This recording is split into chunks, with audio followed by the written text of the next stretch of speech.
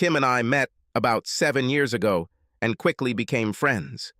We both grew up in the Midwest, where we were God-fearing Christians who put only God before family. We enjoyed going to church every Sunday and making plans for our future. I was a successful engineer with a promising future, and Kim sold accounting software for a large technology firm based in Atlanta. Before we got married, my mom and dad bought me a 3-bedroom house after I graduated from college. They made a lot of money and wanted to share their success with others while they were still alive.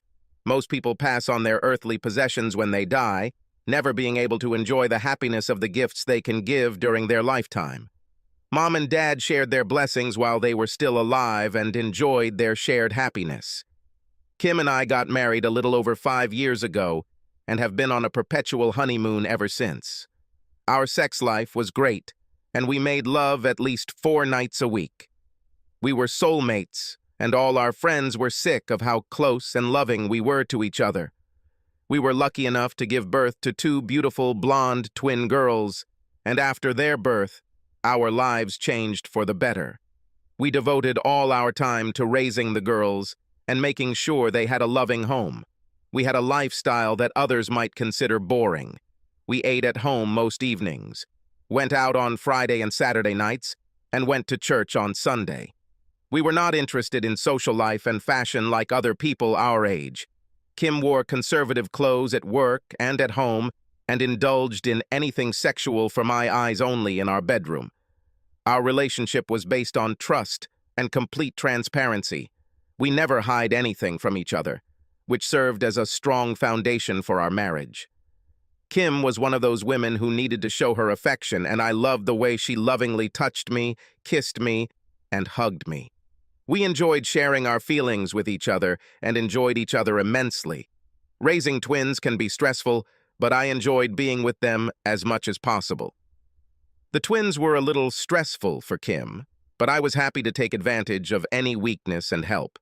We had a great partnership and always worked things out before either of us got upset. Life couldn't be better with Kim and my twin girls. A week before the annual exhibition, Kim was notified that they needed her to participate in the 3-day event. Due to others getting sick with the virus, they had to put Kim on the show. Of course, she tried to get out of it, but they were desperate and she had no choice. "Baby, I'm so sorry about this. I hate leaving you and the girls for 3 days. I called my boss twice and tried to get out of it, but he said he needed us all at this event. You know how much I hate leaving." I watched her pack for the trip and reassured her that we would be fine for a few days and that we would miss her. But we were there to support her. I helped her with her luggage and carried it to the limo the company had hired for the ride to the airport. Like I said, we had a perfect marriage, and I trusted her completely. I have never seen her flirt or act anything other than the perfect, loving wife. We had a completely transparent marriage, and we told each other everything. We shared our love for our children and did everything together. This is why the text I received from my colleague and friend was difficult to believe and process.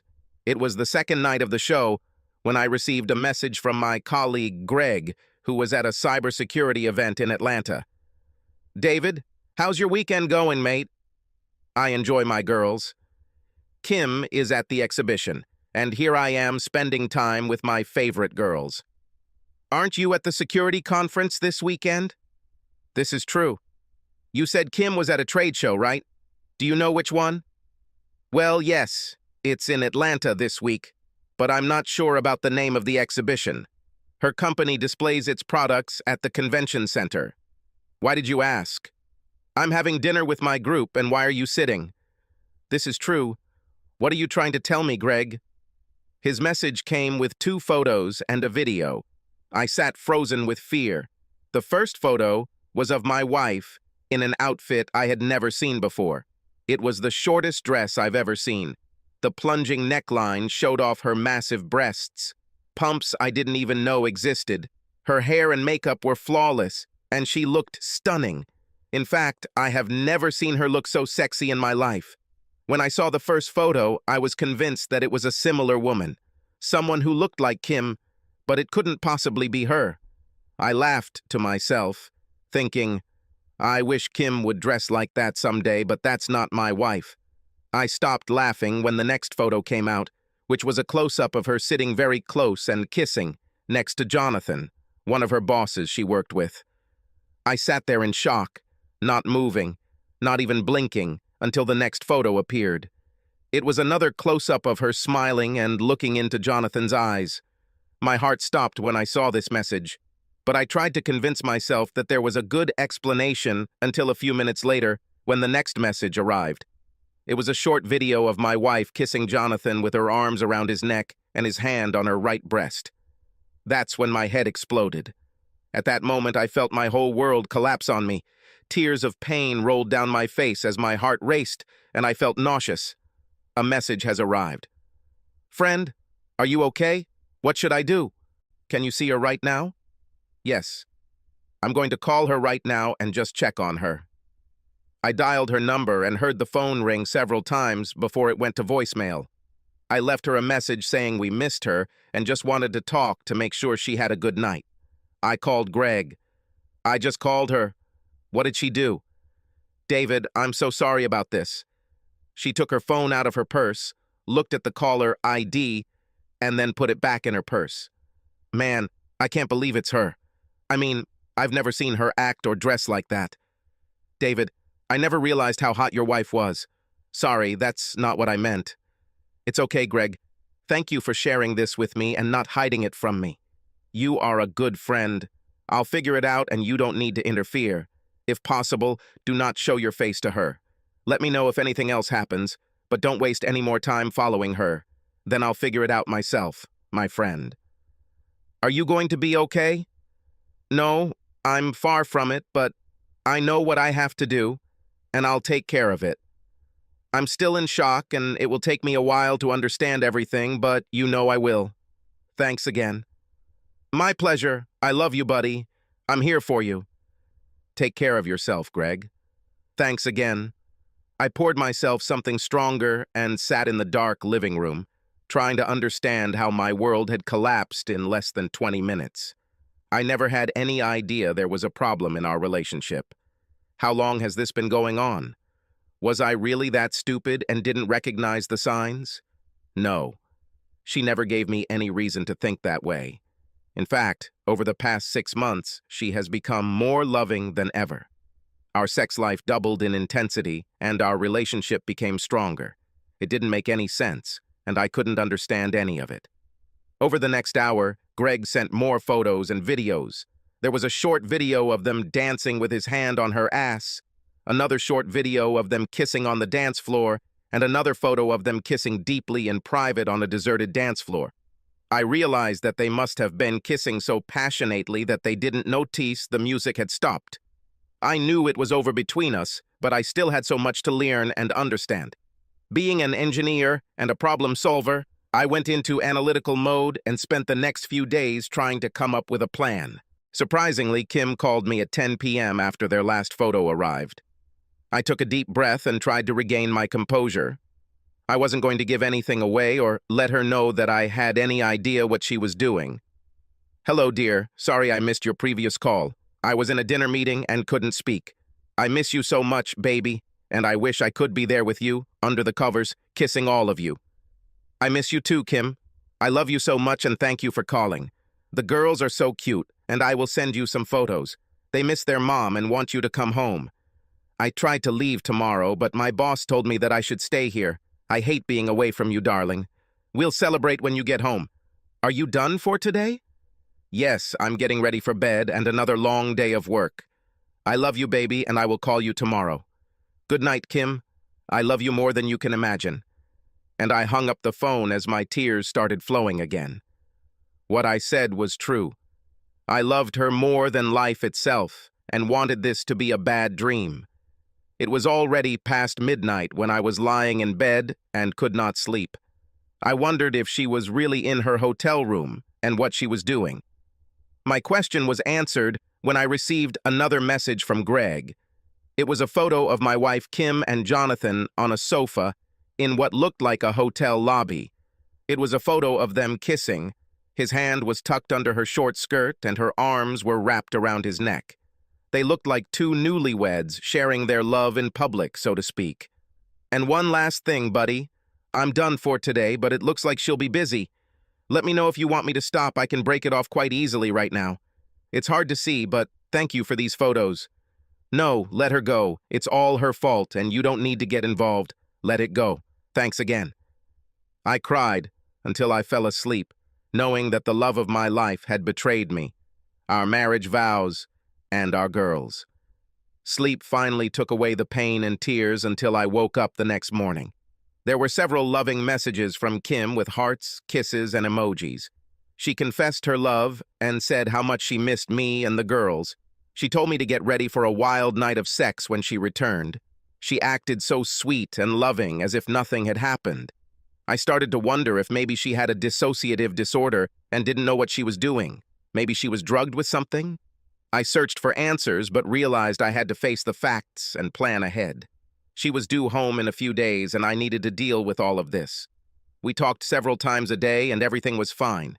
She kept telling me how much she missed all of us and wanted to go home. I wasn't sure what angered me more.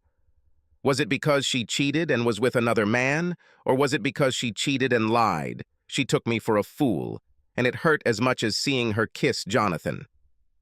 After Greg's messages and the revelation that my wife had made me her cuckold, I took action. Since I was the tech guru in the family, I added some software to her phone that allowed me to find the phone if it ever got lost. Of course, I bought the latest software on the market and installed it, and even explained to Kim how to use it. This software package also included a voice recorder for recording voice, text, and email, with automatic upload to the cloud if activated. Let me be clear, I didn't install this software on my phone to spy on her, but it turned out to be useful. Before last night, I would never have thought to look into any of her personal belongings, but after last night, my trust will never be the same. I had to protect the girls and save our marriage if possible. Fortunately, the girls kept me busy and distracted me from thoughts about my crumbling marriage. Making breakfast, cleaning up after them, and playing with dolls with them was something I loved and cherished. I'm not sure if you've ever had to take care of 3-year-old twins, but let me tell you, it's quite a workout. It was 2 p.m., and I finally got the girls to take their afternoon nap. I showered and cleaned up the house before sitting down at the table to catch up. Kim sent me 6 more loving messages and said she would call me at 5 p.m. after they were done for the day. After reading them, I accessed the cloud from my laptop, logged into her account, and looked at everything that had been downloaded since I activated the recording spyware. I sat in shock as I read the messages being sent to Jonathan. Here are a few of them. You were amazing last night, baby. I can't wait to be together again tonight. Thank you, kitten. I liked it too. Can we go back to my room after we finish before dinner? Absolutely, but I need to call my husband before we go. I should be ready by 5:15. Does hubby have any idea about us? Of course not. He knows I love him, and I'll make sure he keeps thinking that. What we do is something he never needs to know about. We've kept it a secret for over 6 months, and he has no idea. I know how to handle him. Don't worry. I had to stop reading because my anger was becoming all-consuming. Kitty? Did he call her kitten? That's what I called her when we had sex and made love. Did she give him that too? Was I really that stupid and had no idea? What kind of fool was I? I dropped my laptop on a chair, jumped up, and screamed. I grabbed the lamp from the table and threw it forcefully into the wall, breaking it into 1,000 pieces. The anger I had learned to control now took over. I was about to break another lamp when I heard the girls crying. The crying brought me back to consciousness, and I immediately regained control of myself. I went into the bedroom and held both girls in my arms until they stopped crying and calmed down. I let them play in the living room while I sat down on a chair with another strong drink after cleaning up all the glass, following my temper tantrum. In my opinion, the marriage is over and it's time to take action. I didn't have the willpower to listen to their conversations anymore or look at any of the other downloaded files, so I just let them accumulate in the cloud. I decided the best course of action was to play along with Kim, just like she played with me. I intended to act like a loving husband when I formulated my plan of action. My immediate plan was to contact a divorce lawyer, a private investigator, and figure out a way to maintain custody of the girls. Girls were my main concern, and the only thing that mattered to me in this world. "Hi, baby. How are the girls doing? They miss their mommy." "Oh my God, they are all I think about all day long, and of course you too. I can't wait to hug you when I get home. I'm going to give you the warmest kiss you've ever received." I played along. "Oh baby, I think about you all day, and I can't wait to hug my loving, sexy wife. Soon, baby, we'll be together again." Somehow I held it together, and the call lasted exactly 15 minutes. At 5:15, she ended the call and said, "I love you, David. I need to go now. The bus leaves back to the hotel, and I need to leave. I'll write to you later. I love you." Another easy-to-tell lie. She was definitely good at it. "I love you too, baby. More than you'll ever know." The pain of her lies and deceit has now been replaced by contempt, anger, and revenge. I was going to destroy this woman and make her pay for her lies and deceit. I truly loved this woman with all my heart, and it was the hardest thing I have ever had to do. I met her at the airport, and she hugged me and kissed me just like she promised. Either she was a better actress, or she really loved me that much. Was she just using Jonathan for sex? I continued to be confused by her antics. She spent an hour with the girls and enjoyed being with them. That night in bed, she was overly affectionate and repeatedly told me how much she missed me and the girls, and she hated that she was away from us for so long. She said that all she thought about was being with me like this, now, in bed, holding each other. She was gentle, loving, and completely different from the woman who was at the fair. I was loving too, and I really enjoyed being with her that way. It felt good, and I wanted it to be real because being with her is how I wanted to spend my life. But I knew it would all be over soon. I never let her know what I learned, and I gave her my love and satisfied her every night. Anyone who saw us would think we had the most amazing relationship and would be jealous of our love for each other. This went on for 3 months, and I tried to look for any signs of an affair, but there was nothing to point to. She returned home from work at the same time every evening, no unusual phone calls or text messages. I even thought that maybe it was all a mistake and everything would work out. Mr. Bryce, a private investigator, called me and made an appointment for the next day. I drove downtown to their office and sat in their conference room. "Good afternoon, David. Good to see you again." "It's good to see you, Mr. Bryce." "David, I wish I had nothing to report, and I wish I could tell you that you were wrong, but unfortunately, I have bad news." "Are you ready to see our investigation?" I sighed and said yes. I hoped for the best, but I also knew what was going on between Kim and Jonathan. Mr. Bryce produced a thick leather 3-ring binder and placed it in front of me. There were several sections with tabs labeled text messages, voice transcripts, video calls, phone call transcripts, and photos. "Mr. Bryce, before we reveal this, I am very confused because for the past 3 months, I have been closely monitoring her movements and schedule, and this is nothing unusual. She was the perfect wife and lover, and nothing makes sense." "Well, let me walk you through this and see if anything clears up." I stopped looking at cloud files because my heart couldn't handle the texting and prayed for the best.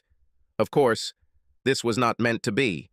There were more than 75 pages of text messages, 25 pages of emails, 75 pages of time-stamped photos of them going in and out of hotel rooms together.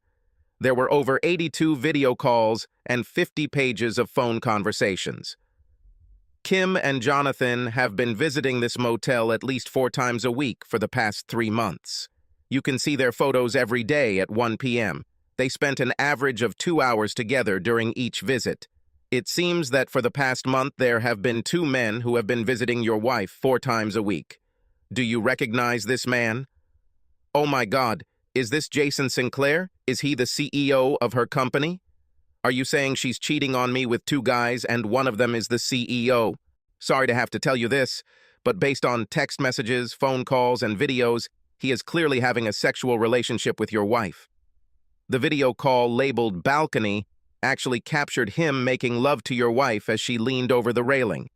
I think they felt untouchable and didn't realize they were being filmed. Our 8K video captured close-ups of their faces, and our audio captured them as well.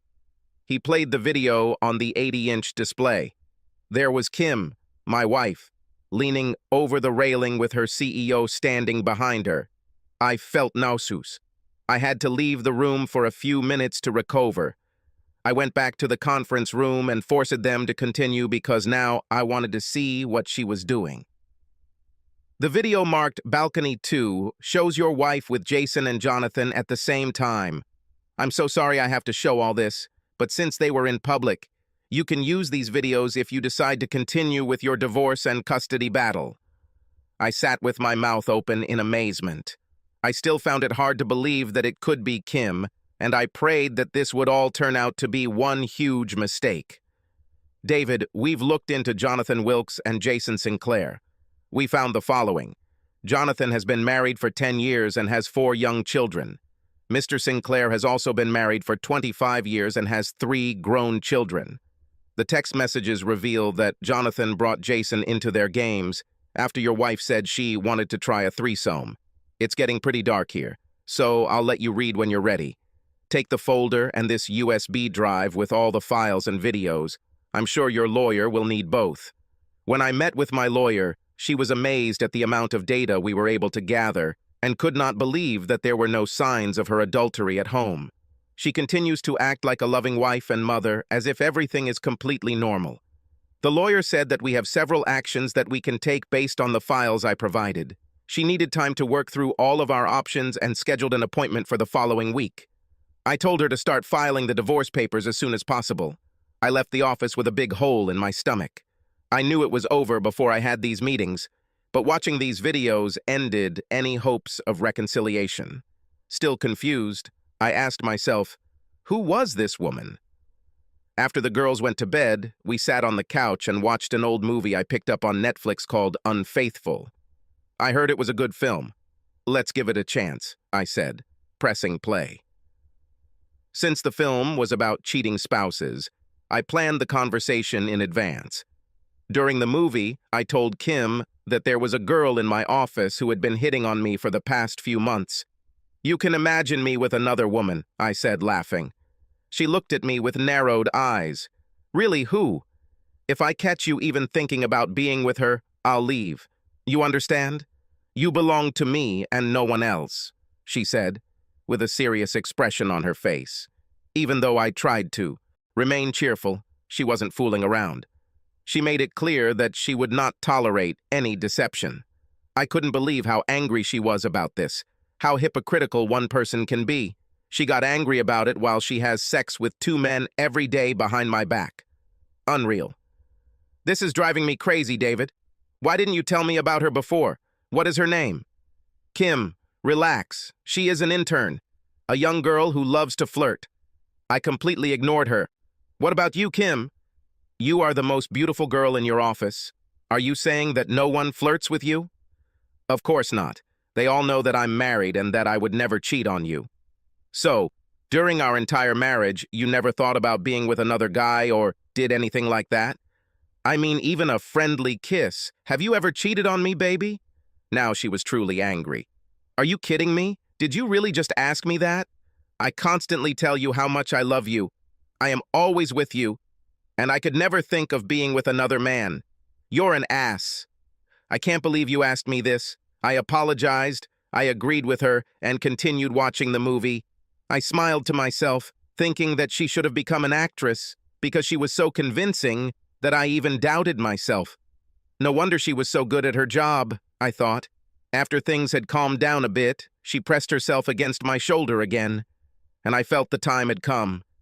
I picked up my phone, opened the text app, and selected a photo of Kim and Jonathan kissing on the dance floor with his hand on her ass. I was looking at the photo when she noticed that I was distracted. What are you doing, David? Why aren't you watching the movie? Because what I'm looking at is more realistic? What are you talking about? I turned off the sound on the movie and showed her the photo. She froze and tried to say something, but nothing came out. I sat there, still looking at the photo, and said, "Wow, what a sexy kiss you're giving Jonathan." "I can explain. Where did you get this photo from?"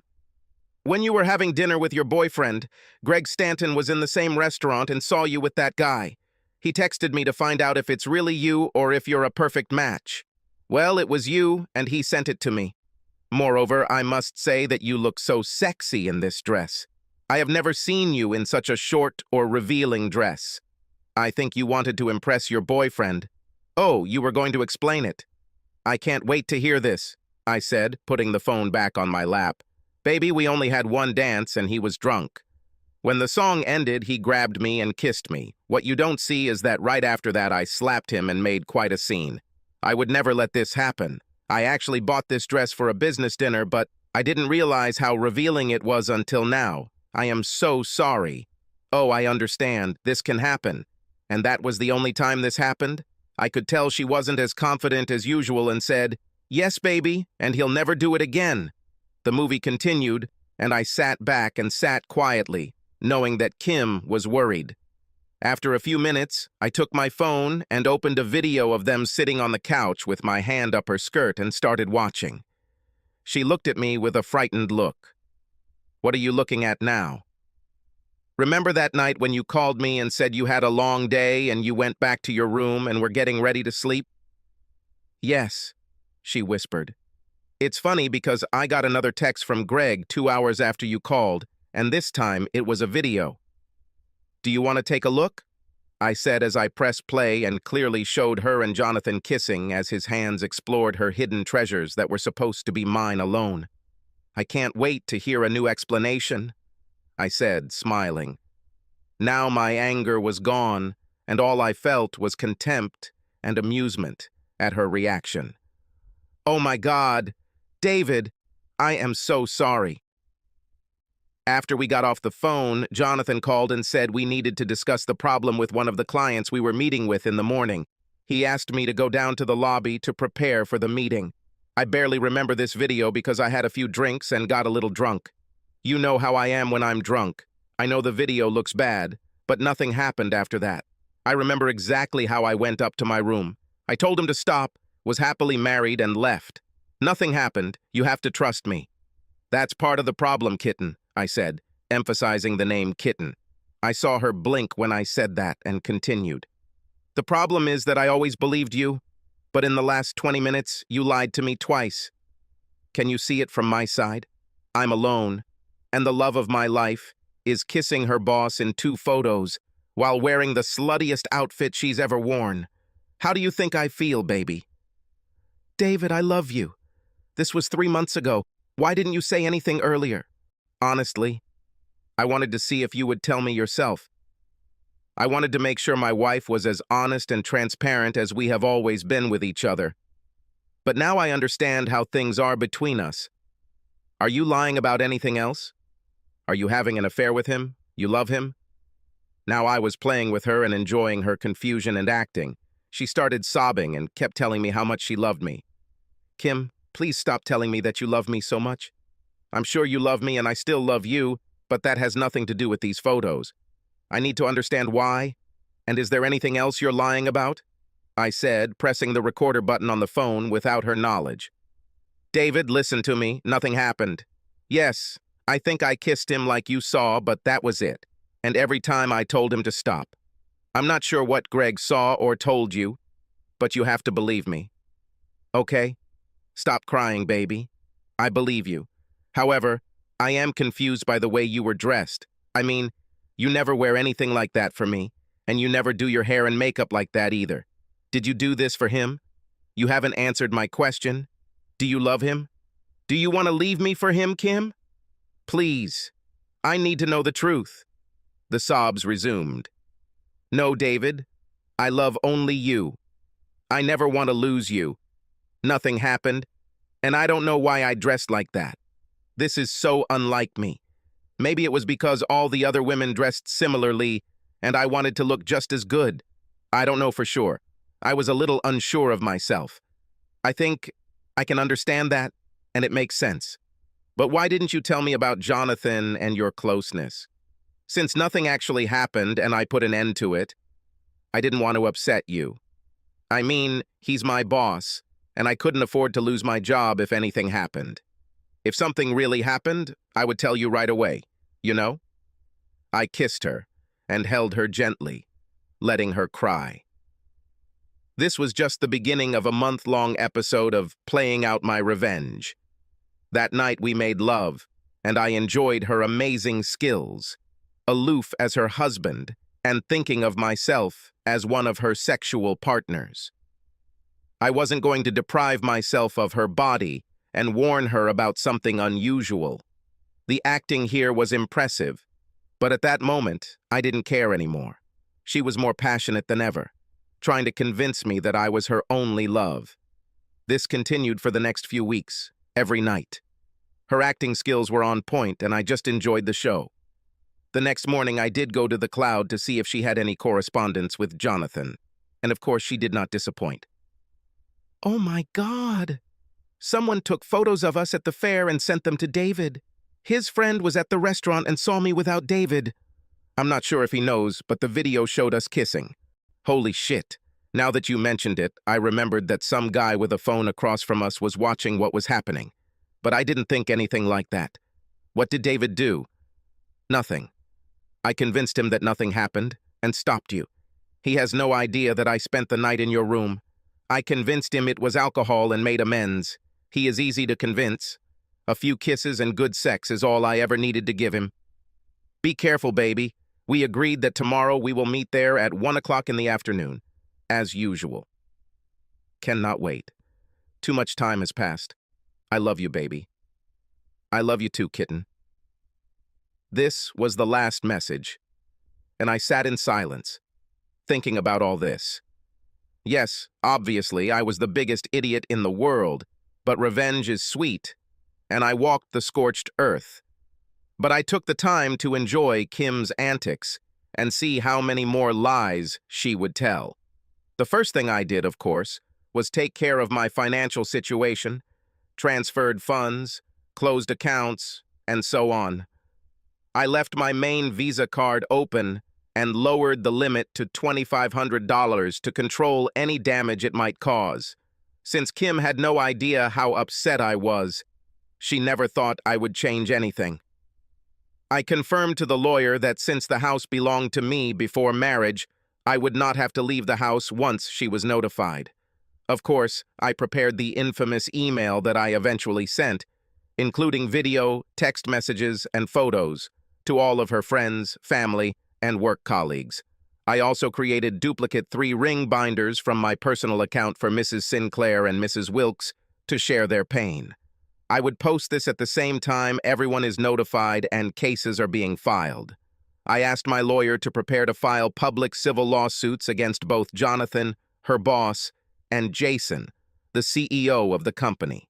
Since the company was one of the largest technology companies on the East Coast, my lawyer was thrilled to have the CEO involved.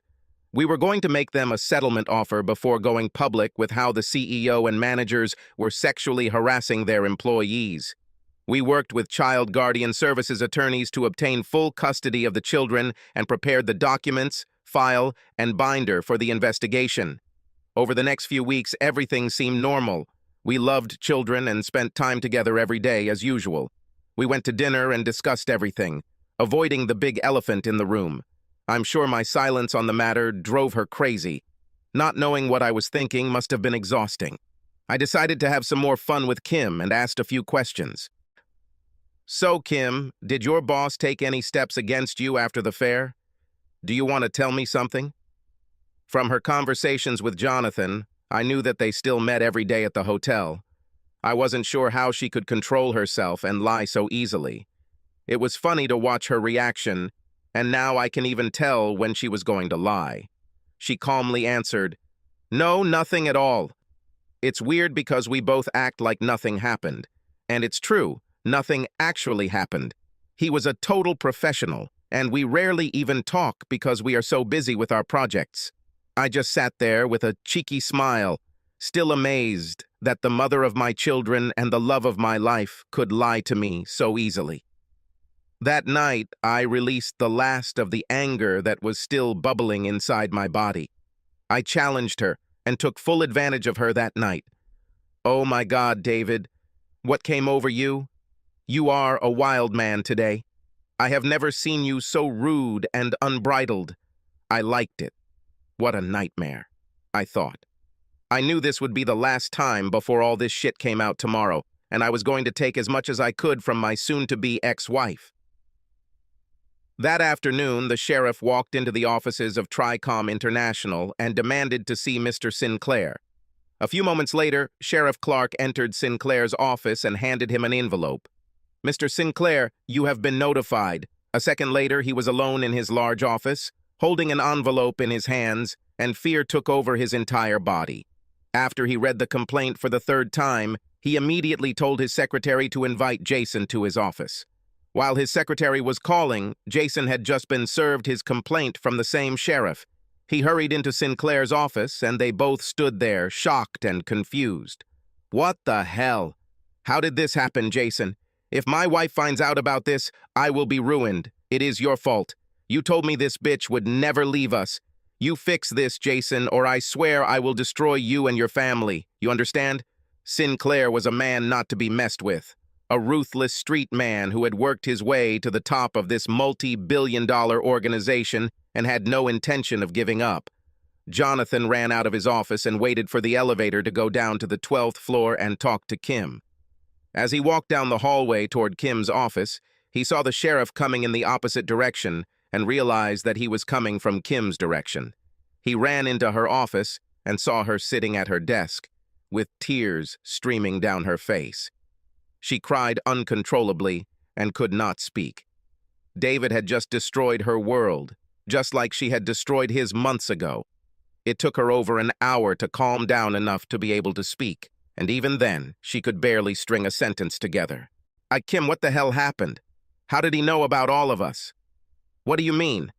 I was just served with divorce papers. What do you mean by us?" "Sinclair and I have also been prosecuted and are facing a civil lawsuit for what happened. We don't know what evidence he has, but there must have been more to it than the 2 images you saw. You need to force David to back down, otherwise Sinclair will destroy us and my family. Oh my God, this is bad. It's horrible. Go to him and make him understand. Do whatever you need to do to stop this. Go home and deal with this. Call me tonight if you can and let me know what's going on." Kim packed her things, still shaking, and drove home. The man she loved, her husband, and the father of her children, was going to divorce her. She didn't want a divorce and really loved David, but somehow she found that sexual stimulation was what she needed and couldn't stop. She had to make David understand that she couldn't lose him over this. She returned to an empty house. The girls were at David's sister's house, as they were every afternoon, while they both worked. She called David's sister and asked if she could leave the children overnight. She didn't ask why, but of course Katie was happy to have the girls over for the night. Kim took a shower, fixed her hair and makeup, and waited for David to return from work. At 6 o'clock, she heard the garage door open and nervously waited for him to enter the house. "Hi, Kim. I didn't expect to see you tonight. I assumed you'd be with Jonathan. Oh, wait, he's married and has kids. I think this might be awkward. David, please, let's talk." She took his hand and sat him down next to her on the sofa. She looked surprisingly put together and much nicer than usual when she met him. He expected this and continued to play the game. "David, as you already know, I was notified today. But do you understand that I don't want a divorce? I need you, and I love you. I won't sign these papers. Jonathan means nothing to me. Yes, we had sex, but it was not love. I just needed it, and I'm so sorry. I'll never do this again, I promise." "Oh, do you promise? I think I can trust you now. So yeah, I'll just forget everything and we can go back to normal," I said, with a loving smile. Kim grabbed me and kissed me. "Thank you, baby. I love you so much. I'm glad that you forgive me and understand. I will never lie to you again. This was a surprise. I was sure that she understood that I was being sarcastic. I pulled back and pushed her away. "You're crazy, woman. I can never trust you again. After all your lies and deceit, There is nothing left. I gave you so many chances, but you continued to lie, fool me, and ruin our lives. I know all about your daily hotel lunch meetings with your bosses. Did you really think that I would take you back after what you did? Have you ever thought about the harm you are doing to girls? There's no way I can close my eyes to this. But you have to. And why are you going after Sinclair and Jonathan? Well, your fuck buddies are also your CEOs and CEOs of a multi-billion-dollar company. After I leave your ass, I'm going to need money to properly support the girls, and considering they're partly responsible for destroying our marriage and my life, I'm going to destroy them too. I intend to destroy their family, harm them financially, and use them the way they used you. Kim had never heard David talk like that, and she had never seen him so angry and focused. The gravity of the situation finally dawned on her, and she realized that she was no longer in control of the situation or her husband. All she could do now was beg. So, with tears in her eyes, on her knees, she held David's legs and begged for forgiveness. David really felt sorry for her, but his rage overcome this weakness, and he carried her to the sofa. In a soothing voice, David addressed Kim as if she were a child. Listen to me, Kim. You need to pack your bag and go to your mom's house for a few nights. Find a lawyer, and then we can set up a meeting to discuss everything. In the meantime, a word to the wise, I advise you to stay away from Jason and Jonathan. Things are about to get ugly. Later that evening, at her mom's house, she explained that she and David had gotten into a little fight and needed to be with her for a few days. At 11 p.m. that same day, she called Jonathan on his cell phone. Jonathan asked her to wait and quickly connected Jason with a three-way call. Jason, are you here? Kim, are you there? Yes, we are here. Sinclair began the conversation. So, Kim, did you manage to persuade him to give up the lawsuits and the divorce? No, in fact, he kicked me out and warned me to be careful because it could lead to trouble. Sinclair shouted into the phone. Jesus Christ, Jonathan, what have you done? Kim, you're a fucking bitch. I swear I will have you and Jonathan killed if my family finds out about this. I don't care what you do, but make it stop. Kim cried, I can't do anything. He is out of control and won't listen to anything I say. He doesn't even answer my calls or texts. Sinclair spoke up. Jonathan, you need to fix this. Make an appointment with David and have him meet us at a bar somewhere. Anything loud and the noisier the better. Kim, you will be there too, and ask him to drop the lawsuit in front of us. If he says no, then Jonathan and I will explain how harmful it will be for him and his family if he doesn't back down. I have people tasked with fixing things like this, and I won't hesitate to use them to keep this show from turning into complete crap. Jonathan, do you understand what you need to do? Yes, Mr. Sinclair. Kim, you know what you have to do, right? Yes, Mr. Sinclair. Do it and make it happen tomorrow afternoon. We don't have time to waste. Make an appointment tomorrow. Sinclair disappeared. Kim and Jonathan hung up after a few minutes, mulling over the situation. That night, when David heard the call, he was not surprised by their desperation and made his own plan. As expected, Jonathan called David the next morning and asked for a meeting to discuss a settlement. He said to meet him in the courtyard at 6 p.m. that same day. David agreed, and at 4 p.m. he was in his private investigator's office, preparing to meet with Jonathan. They have used the latest technology with noise-canceling technology to focus on the frequency of the voice and get clear sound, even in noisy environments. A private investigator will also be there to film the meeting as a stand-in for the event. David entered at 6:15, deliberately making them wait for him and adding a little extra time for the private investigator to locate his video camera. David saw Kim and approached the group. Kim, I'm surprised to see you here with your boyfriends, but I think we know what your alliance is. Gentlemen, what can I do for you? Why are we here? Sinclair spoke. David, I'm Jason Sinclair, and I asked for this meeting. Sinclair, you look completely different in real life. These videos don't do you justice. I can't say that I'm pleased to meet you. Yes, that is exactly why we are here. This is Jonathan Wilkes. Jonathan, the man who had sex with my wife and destroyed my marriage. I can't say I'm pleased to meet any of you. Sinclair spoke up. I don't blame you for your anger. Believe me, If I were you, I don't know what I would do, but whatever it is, we need to discuss something. Come on, what's on your mind? Said David. We want you to drop the lawsuits you filed against me, Jonathan and company. Funny, that's all? Oh no, sorry. I can't do this. Someone has to pay for taking away the most important thing in my life. Looking at Kim, he added, the only woman I have ever loved and the mother of my children. I can't imagine life without her. Kim began to cry when she realized how she had destroyed the most important things in her life. What will it take for you to stop all this and bring Kim back? Name your price. First of all, there is no amount of money in the world that you could offer me to take her back. She betrayed my love, my trust, and the lives of our children for a party with you two idiots. This will never happen.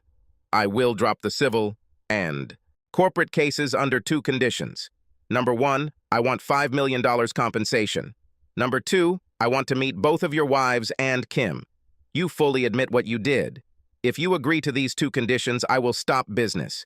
Fuck you, David. I will give you $100,000, and you will have to sign an agreement that you will never discuss this with anyone.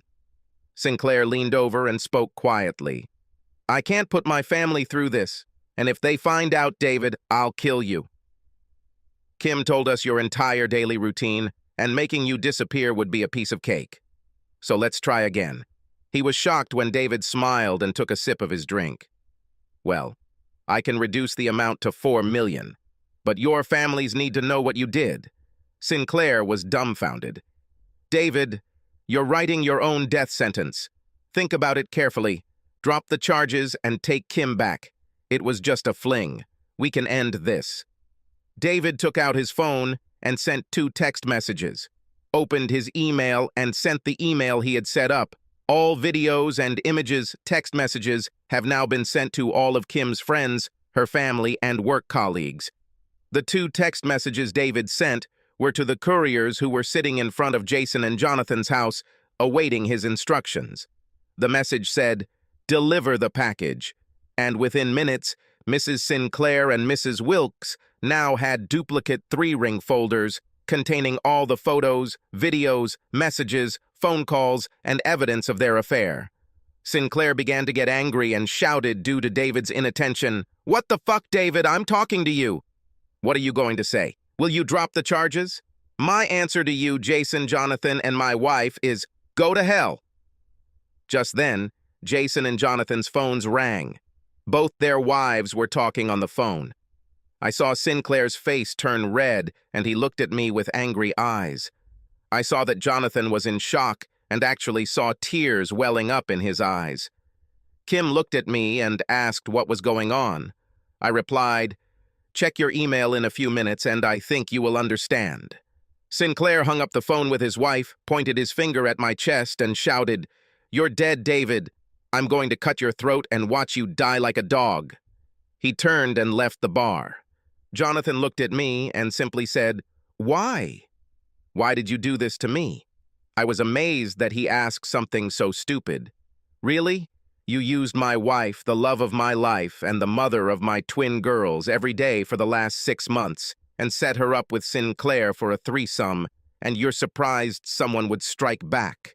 Everything I sent to your sweet wife was for her benefit, so that she would know what a degenerate predator you are, and how you have ruined so many lives." Kim's phone started ringing when her sister, brother, aunt called her just a few minutes later. Now they all watched the videos and photos, and they had a lot of questions. She said she didn't know what they were talking about, and then opened her email to see what I had sent. Her jaw dropped, and she looked at me angrily. "How could you do this to me? You've made it too easy, baby. I really love you, but it's over between us. And after I give this audio recording of this meeting to the police and social services, my lawyer is almost convinced that I will get full custody of the girls, and you will be lucky to avoid jail. Sorry, kitty. Yes, kitten, that's my pet name for you that you shared with your bed buddy.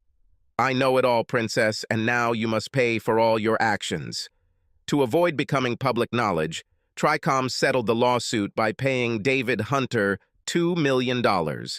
Jason Sinclair was suspended as CEO and fired without severance for violating the morals clause in his contract. He lost more than $10 million in stock options and a $5 million severance agreement. Sinclair is also serving a 5-year sentence for conspiracy to commit murder, along with several other charges, after they investigated his business dealings. Sinclair's wife divorced him while he was in prison and crucified him financially. He will leave prison penniless, without a family and without a place to live. This news made David feel a little better, and he even smiled for the first time in months. Mrs. Wilkes also divorced Jonathan, leaving him no money, no home, no child support, and no half of his income in alimony. He was fined $1 million in a civil trial for conspiracy, adultery, and loss of affection in David and Kim's marriage. He had lost his job and was now working as a day laborer. David was still enjoying his revenge when he received news of Jonathan's fate. He was forced to file for bankruptcy and began living under an overpass near where the day workers gathered. This also gave David some pleasure, and he again found himself smiling more often. Kim was sentenced to 5 years in prison, but with David's help, the sentence was reduced to 1 year of house arrest and 4 years of probation for conspiracy. She lost her fight for the children, and David now has full custody. Because of the evidence and the crime, she was not successful in her divorce. The house belonged to David, so she had nowhere to live. Before she was fired, she made the same amount as David, so there was no child support. Kim fell into a deep depression and now lives in her mother's basement. The family turned on Kim for what she did, which caused her to lose visitation rights with her children. The email I sent with the video and photos attached revealed a dark side of Kim that no one recognized. This had the desired effect and completely destroyed the Kim family's support network. No one can seem to forgive Kim, including Kim herself. She is on medication due to 3 suicide attempts. She's been in and out of mental hospitals for the past 6 months and can't forgive herself for all the lives she helped destroy. David now spends all his time with the girls. Not having to work after the divorce allows him to devote his life to his children. The children have not seen their mother since the suicide attempt, but they have a strong support group in David's sister and mother. The girls will be fine, and this traumatic episode will not have any lasting effects on them. Revenge was sweet, but revenge would never fully heal David's wounds. He still loved Kim and forgave her, but he would never forget her. The girls kept him busy, which prevented him from feeling lonely. Because of betrayal, lies, and deceit, it will be years before David can love and trust again.